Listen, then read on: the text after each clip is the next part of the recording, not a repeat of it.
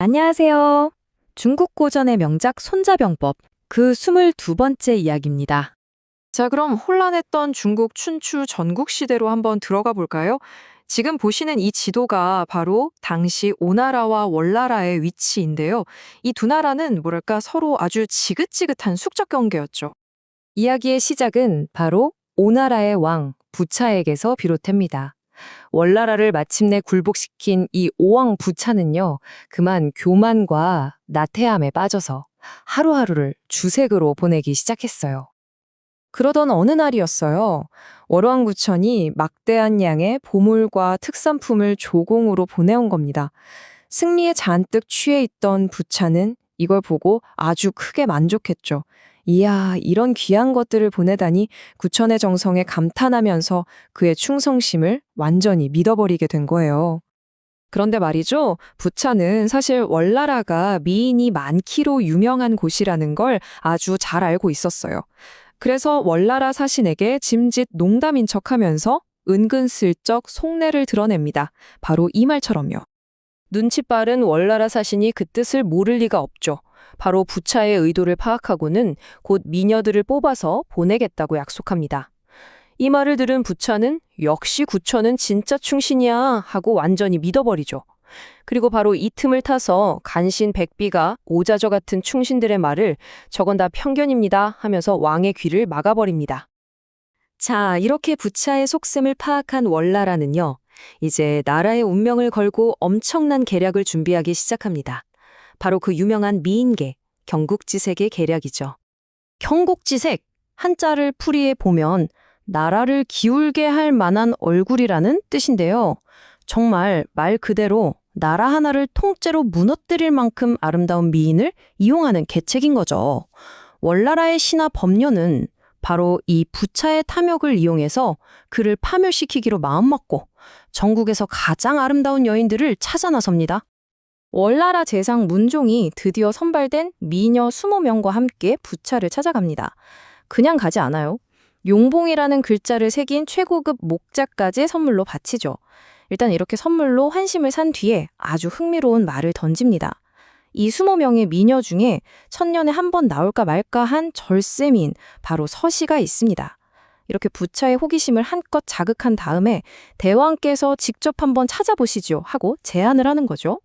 자, 이제 부차의 눈이 바빠졌습니다. 미녀들을 한 명 한 명 꼼꼼히 뜯어보는데 다른 여자들은 전부 왕의 눈에 띄려고 아양을 떨고 미소를 짓고 난리인데 이상하게도 딱 한 소녀만 아무런 표정 없이 그저 조용히 서 있는 겁니다. 부차의 눈길이 거기에 딱 꽂히게 되죠. 그 순간 부차의 머릿속에 문종이 했던 말이 스쳐 지나갑니다. 서씨는 특히 음률에 아주 뛰어납니다. 이 말을 기억해낸 부차는 조용히 서 있던 그 소녀에게 다가가 손을 살며시 잡아보죠. 아니나 다를까 손가락 끝에 현악기를 오랫동안 다룬 사람에게서만 생기는 굳은 살이 박혀 있는 겁니다. 그걸 본 순간 부차는 확신했어요. 이 아이가 바로 서시로구나. 이렇게 서시를 만난 부차는요, 그야말로 완전히 넋을 잃고 맙니다. 나라를 돌보는 일, 즉 국정은 저 멀리 내팽개치고 오로지 사치와 향락에만 빠져들기 시작하죠. 스스로 몰락의 길로 한 걸음 한 걸음 걸어 들어가기 시작한 겁니다. 부차는 오직 서시만을 위해 고소대라는 곳에 어마어마하게 호화로운 별궁을 짓기로 결심합니다.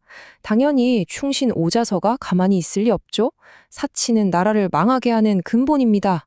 하면서 극구 반대했지만 부차의 귀에는 이미 간신 백비의 달콤한 아첨만 들릴 뿐이었습니다. 여생을 즐기소서 하는 말이요. 정말 분노한 오자서는 이제 죽음을 각오하고 상소문까지 올립니다. 사치와 음란은 재앙의 근본이고 월나라가 보내는 조공은 다 복수를 위한 음모입니다. 정신 차리십시오 하고 절규하죠. 과거 왕조들이 여자 때문에 망했던 사례까지 들어가면서요. 하지만 부차는 이 피 끓는 충언을 그저 불쾌하게 여길 뿐이었어요. 결국 부차는 어떻게 했을까요? 눈에 가시 갔던 이 오자서를 외교사절이라는 그럴듯한 핑계를 대서 아예 몇 년 동안 나라 밖으로 쫓아내버립니다.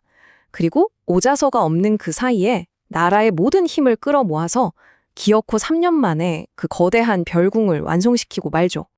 자, 이렇게 오나라가 서시에게 빠져 사치와 향락으로 서서히 썩어가는 동안 월나라에서는 어떤 일이 벌어지고 있었을까요?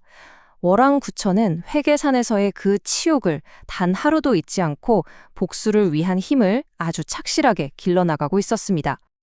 그리고 그의 곁에는 신하 범녀가 10년, 20년을 내다보는 아주 장기적인 복수 계획을 차근차근 세우고 있었죠. 구천은 재상 문종의 조언을 따라서 나라를 부요하게, 군대는 강하게 만드는 부국 강병의 길을 걷습니다. 어질고 용맹한 인재가 있다면 아주 후하게 대우해서 데려오고 공을 세운 사람에게는 공평하게 상을 내렸어요. 이렇게 백성들의 마음을 얻고 사기를 북돋으면서 무너졌던 국력을 차츰차츰 회복해 나간 겁니다. 심지어 이런 일화도 있어요. 구천이 길을 가다가 싸워서 이긴 두꺼비를 보고는 수레 위에서 경의를 표했다는 겁니다. 아니, 왕이 두꺼비한테 절을 해? 사람들이 의아해했겠죠. 하지만 이건 나는 미물일지라도 용맹하게 싸워 이긴 존재를 존중한다는 메시지를 온 천하에 퍼뜨리기 위한 아주 고도의 계산이었던 겁니다. 이 소문이 퍼지자 전국의 용감한 무사들이 월나라로 구름처럼 모여들기 시작했죠. 다시 이야기의 무대를 오나라로 옮겨볼까요? 자, 여기서 우리는 서시를 다시 봐야 합니다. 그녀는 그냥 예쁜 미녀가 아니었어요. 오나라의 가장 깊숙한 심장부에서 월나라의 복수를 위해 가장 날카롭게 갈고 닦은 그런 비수와도 같은 존재였습니다. 어느 날 부처가 서시에게 상아로 만든 젓가락을 선물하는데요. 서시는 거기서 월조 집남지라는 글귀를 발견합니다. 월나라 새는 남쪽까지의 둥지를 튼다. 이게 무슨 뜻이겠어요?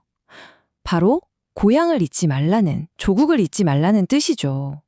서시는 이 글귀를 보면서 자신의 진짜 임무가 무엇인지 다시 한번 굳게 마음을 다잡습니다. 그리고 마침내 기회가 찾아옵니다. 월나라 사신과 몰래 만난 서시는 구천대왕께 복수를 서둘러 달라는 전가를 보내죠. 여기서 그치지 않아요. 간신 백비뿐만 아니라 다른 중신들에게도 뇌물을 보내서 오나라 조정을 아예 뿌리부터 썩게 만들어야 합니다. 이렇게 아주 치밀하고 무서운 계책까지 알려줍니다. 시간이 흘러 마침내 5년 만에 그 오자서가 돌아옵니다. 이때 서시가 움직이죠. 부차에게 아주 교묘하게 넌듯이 말합니다. 오자서가 과거에 자기가 섬기던 초너라 왕의 무덤을 파헤쳐서 시신의 채찍질까지 했던 그 끔찍한 일을 다시 끄집어내는 거예요. 그러면서 한번 주군을 배신했던 사람은 언제든 또 배신할 수 있지 않겠습니까? 하면서 부차의 마음에 아주 깊고 짙은 의심의 씨앗을 심어 놓습니다. 한 나라의 운명이 정말 한 여인의 손에 달려 있었던 걸까요? 오나라의 몰락과 월나라의 부흥, 그 거대한 역사의 소용돌이 중심에는 바로 이 여인, 서시가 있었습니다. 이번 이야기는 여기까지입니다. 다음 편을 기대해 주세요.